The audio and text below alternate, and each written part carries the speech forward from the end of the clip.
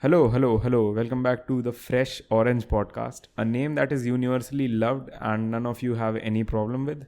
I wanted to make this one a video podcast as well, but we'll get there eventually. It's already on Spotify now, so you can listen to it while driving. And like when you crash your car, this will be on, and then in your funeral, they'll just say that you were a big fan of this podcast or something. Or you can just listen to it while doing the dishes or working. Just leave it in the background, just keep it running. You need to listen to all of this. So this is like the second test episode, and then I will do one more where I do the video thing as well, like test out the video thing as well. And then finally I will do like a proper, not that it matters too much, like it's not like I will suddenly have insane production quality on test episode, like once the test episodes stop. But uh, it's just that the test episodes deserve more empathy from you. Like just show mercy if I'm doing too much, or if there's no video or stuff. Just relax, okay? I know that I know that people didn't like the name and the logo when I first put it out.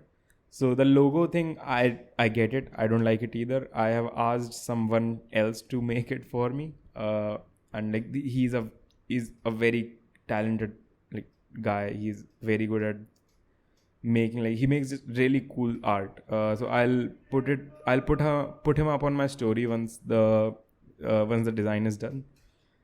So he'll do it. I think he'll make something better than me at least. So we'll change that, but we're keeping the name Fresh Orange. It looks so cool. Like who doesn't want to be fresh and who doesn't want to eat an orange at all times?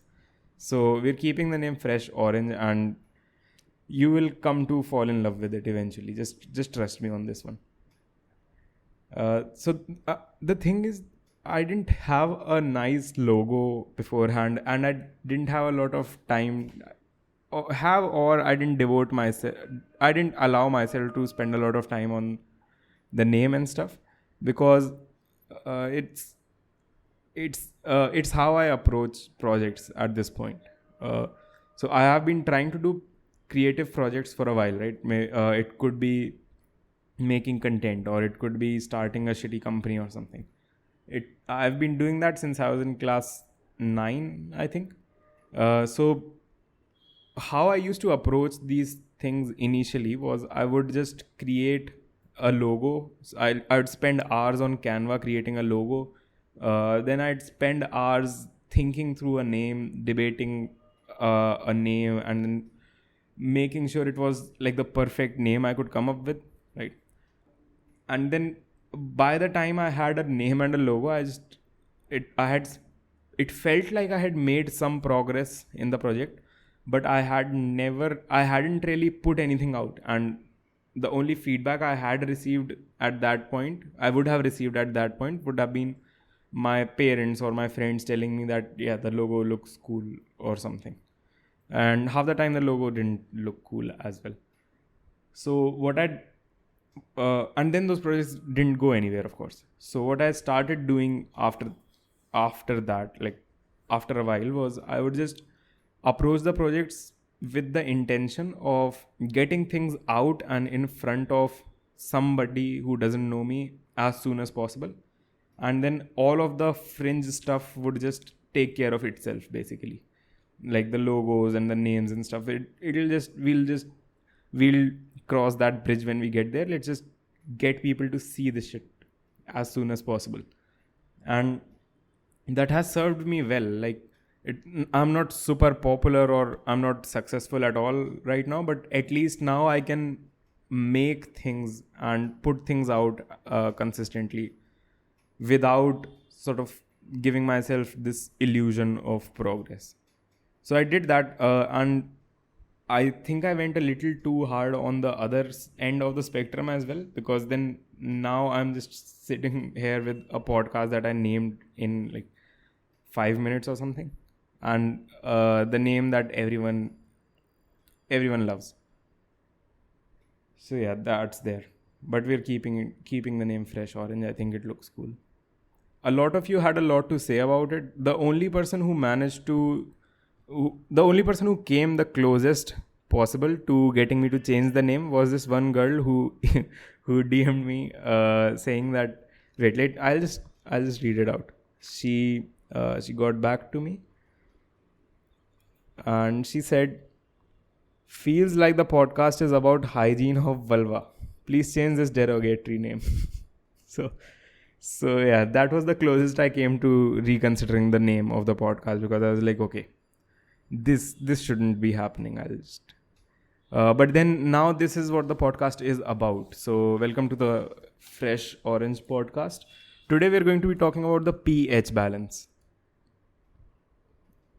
Okay, that was stupid. Sorry, but yeah, this isn't about healthy vulvas. We might talk about them eventually. Vulva, isn't that a creepy word to hear? But yeah, anyway, we're not going to talk about that unless extremely necessary. This is just about fresh oranges. Somebody else also replied to the logo story, and she was like, I thought the logo was so terrible intentionally because she thought I was doing this ironic bit where the logo was trashy and this is like an inside joke with the audience. And if you've ever made anything, it hurts a lot to realize that people think that you're ironically being so bad when you're just bad at it. So that was a fun experience I had this week. It's kind of like that movie where, based on which they created the movie The Disaster Artist, he was so bad at it that he was almost excellent, and he's created a cult following out of just being trash at what he wanted to do. So yeah, that was a thing that happened this week. But other than that, this was a pretty good week, I think. I created a reel with Science is Dope, Pranav, who is like a very good friend, and he has been helping me ever since I started posting on YouTube. So that was something that I really wanted to do for a long time, and it finally happened, and people liked it a lot. So that was cool. Received a ton of hate comments on it from followers of like Osho and Sadhguru and stuff, and that was fun as well. Pranav has been making content for so long that he can tune out the comments now. Like literally, he can just turn off the notifications and like not look at it. So if you look at the reel, Pranav isn't taking offense and isn't like clapping back in the comments. And I just started getting any form of attention at like 4 months ago, 3 months ago. So everything is still pretty new to me. So I am in the comments just fighting for my life with everyone. So yeah, that was a good contrast. And then we started this film club. I got together with a friend who runs this collective of artists mostly from Delhi, and we sort of they helped me arrange this film club. Couldn't have done it without them. They're also putting up stalls in the film club in case you're going to be there. So yeah, collective of sorts. They helped me put up this film club, and I was expecting like 10 people to show up to the film club, but then 40 or something, it sold out basically. So we hit all of the tickets that we wanted to, and I actually had to say no to people, which was something that I hadn't expected. So yeah, it's a sold out show. We're going to watch Buster Keaton's movie, and it's almost like this big dream coming true at a very small scale, but still like putting together a physical community of people who want to appreciate cinema or something. That's pretty cool. And since the Delhi one did relatively well, like I didn't lose money on it, I'll be doing the next one probably in Mumbai now, because I put up a story and Mumbai got the most votes out of Mumbai and Bangalore. The next one will be in Mumbai, probably next month.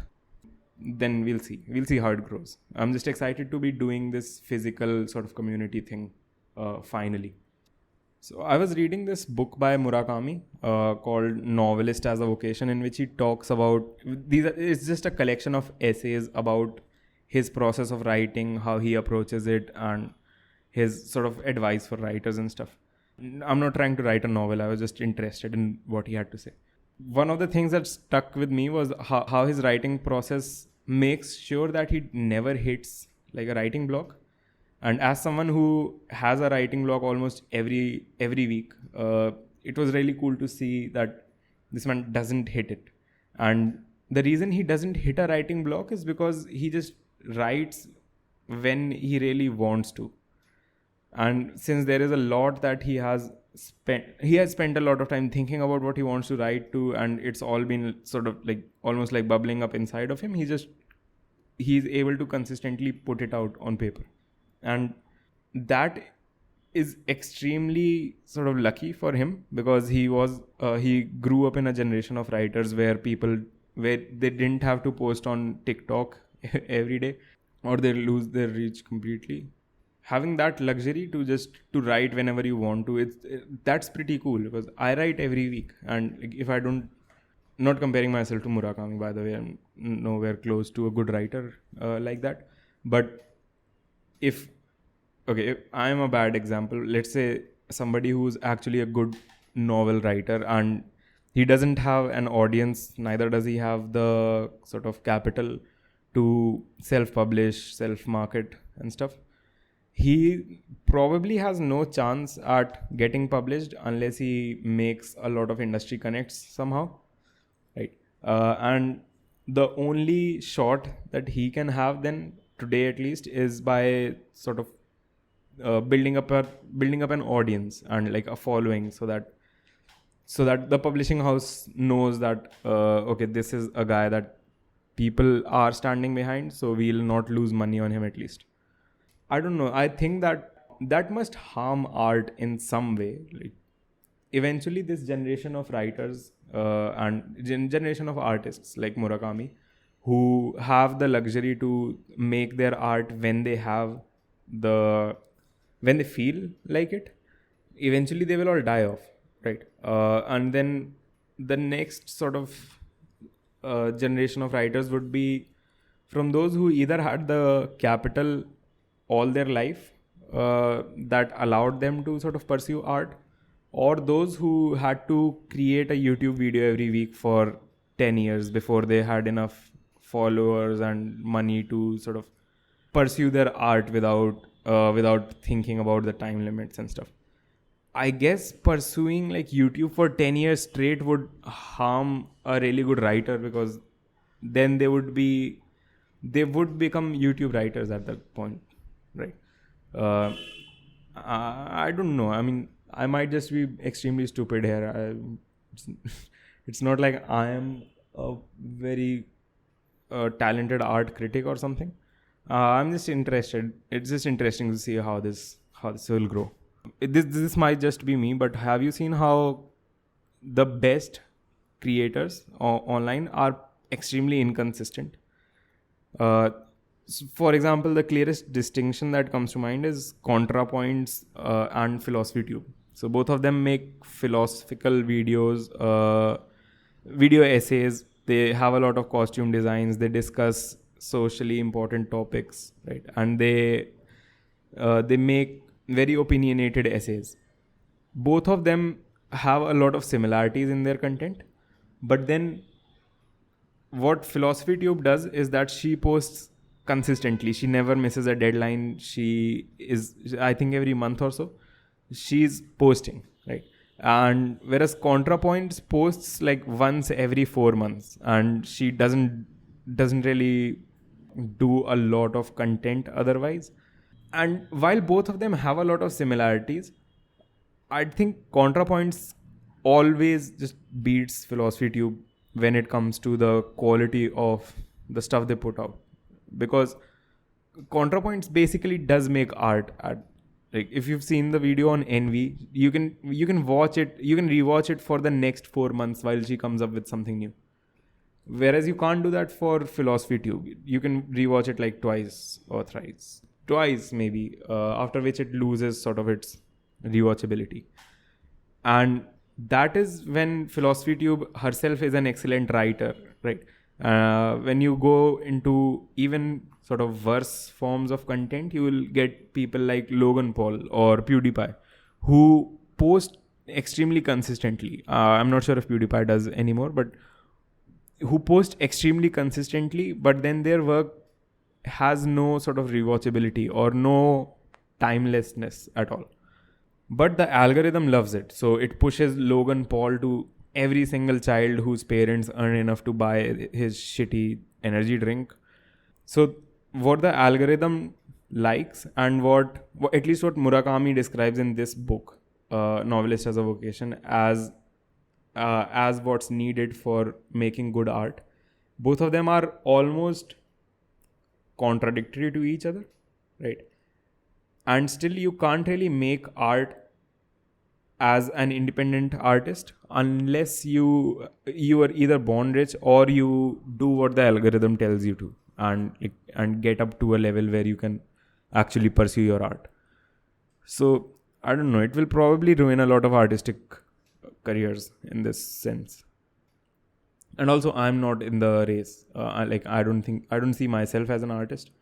I post very consistently, and I'm making a podcast, which has to be the lowest form of art, or lowest form of content. Even it's just easy. It's just I've been thinking about content a lot recently, and I started thinking about it very seriously. Mostly when I came across those. Have you seen those videos of Greek god statues doing like TikTok dances? Those, they are AI generated, so they layer it on top of some other influencer dancing, and then they turn it into a Greek god statue dancing.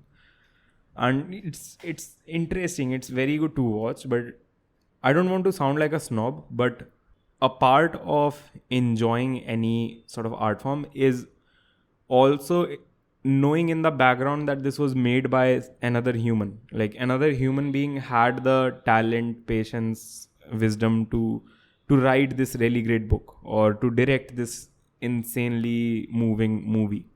And when you see AI art, I think that aspect of it is lost. Like you see those Greek dancing statues, and they are very cool, right? They are extremely interesting to look at. But then you don't really, it's not aspirational content. The maximum you can sort of aspire to is maybe learning the tools that they use to make it, and then go viral on TikTok yourself. But I think it stops there, right? So that's pretty weird. I don't know. I'm not a fan of AI art, and AI art is just the latest thing in a long sort of line of technology hype cycles that we've seen, which have all been focused on tech bros who want to make money from content, if that makes sense. Like they don't have anything beyond uh, anything beyond the numbers to pursue in their art, and that's why they sort of make stuff that has really viral potential, but then it also just stops. It doesn't matter, basically. For example, look at NFTs. They were a total scam. I think anyone who tried to explain NFTs to you made it very clear that it was a scam, right? But still, they sold for millions of dollars, and they weren't even good looking. They were just straight up ugly, and they sold for millions of dollars because it was a hype cycle, and it was tech bros trying to do art, because they saw that art and content was making a lot of money for people who were actually talented, right? And the same goes for AI art as well. You see, there's first of all, there's a lot of ethical violations where they've just used like artists without crediting them, without asking for their permission to train their models and stuff.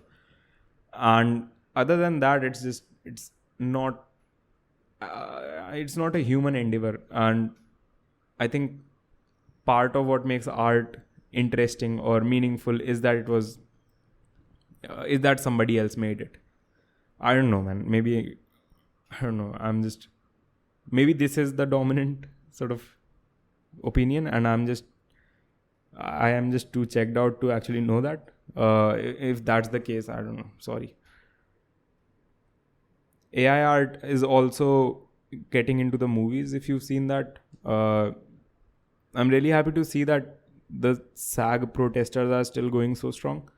The writers and the actors and stuff. Maybe someday we'll get to see a lot of union action in India as well, because you look at these SAG protests and you see that businesses are genuinely scared of labor whenever it's organized, right? But we don't really have strong unions in India, as far as I know, at least. Part of why SAG is able to sort of hold on to their guns and hold on to their demands for so long is that they have this fund which they're using to help protesting members if they fall on hard times, right? They're helping them pay their rent, they're helping them with food and stuff.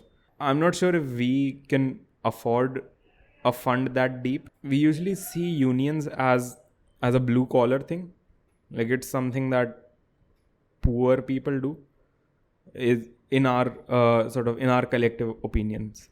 It's if you're unionized, you're like a plumber or something. You're not a software engineer, because if you're a software engineer and you're earning lakhs per month, you sort of think of yourself as a member of the upper class, whereas you're still, like, there's no upper class, you're still in the working class and you're still providing your labor. But we see joining a labor union almost as a dirty thing, like beneath us, right? And for that reason, since the rich workers aren't joining labor unions, I think labor unions don't have enough strong enough funds. Again, I'm really stupid, so I all of this might be wrong, and I don't know, fact check me in the DMs or something, or the comments of this if you're watching on YouTube. So anyway, how did this become political? What was I talking about? Yeah, AI art sucks. Yeah. So, and then speaking of bros making content for money itself, for the sole purpose of money, I think the final form of bro art is podcasting, because it's just some guy in his living room speaking about stuff that he believes people should listen to somehow. Isn't that the most sort of egotistical way to go about making anything? And I talked about it on the Telegram channel a little bit. I went to this concert, Prabdeep concert in Delhi, and this was the first sort of concert that I had gone to overall, and nobody else agreed to come with me because they were either busy or didn't have the money to buy the tickets and stuff. So I went by myself. I was like, how sad can going alone to a concert be? And it was very sad. I agree. I wouldn't recommend it. But I went there. I met these two guys who looked chill. Like, they were drinking and they knew Prabdeep's songs and stuff. And like, I also respect his writing. So I was like, yeah, these are probably cool people. And then they told me how they were also interested in creating content, and they were looking forward to starting this podcast of their own. And I was like, cool, yeah, that must be fun. So we shared numbers. We merged together that day, and then I recently came across their stories on WhatsApp, and then that led me to their podcast. And have you seen the Fresh and Fit podcast, which is this sort of misogynist wannabe podcast where guys talk about how much how great their lives are and stuff, like those two guys, and then they bring on women and berate them. They've just created like an Indian copy of it. I don't even remember what it's called. It's just blank and blank, and then both of the blank words start with, I think, B or D or something. It's it's terrible. They're also talking about how women should not see getting married as slavery while seeing going into the corporate world as independence, which is correct in a way. Like wage slavery is very real, and the very early on when people talked about abolition, they were against like chattel slavery as well as wage slavery. So like they're correct, but they're correct. They've reached the correct opinion, but they took the worst possible route to it. So yeah, I guess the culture wars are coming to India as well. So that will be fun to see. Fresh Orange is actually inspired by Fresh and Fit. I'm going to bring on like 7 women next time and then berate all of them at once. And all of this is a joke. I don't know 7 women in total. Anyway, I guess I'll just look at the time. I think we're past the recording time, so I'll end this episode in the least awkward way possible. And yeah, thanks for watching. If you've stuck by till now, again, my views on women do not align with the Fresh and Fit podcast. That was a joke. Do not go to concerts alone. We're keeping the name. We're changing the logo. If you're listening to this on Spotify, I don't know, follow me or something. I don't know how Spotify podcasts work. Just do whatever. Just, I don't know, support this somehow. So yeah, that's it. And I'll see some of you at the Barbie screening that we're doing, that we're wearing suits to. That's going to be one of the coolest things I've done in my life. I think there's like 8 of us who are just going to the Barbie screening wearing suits.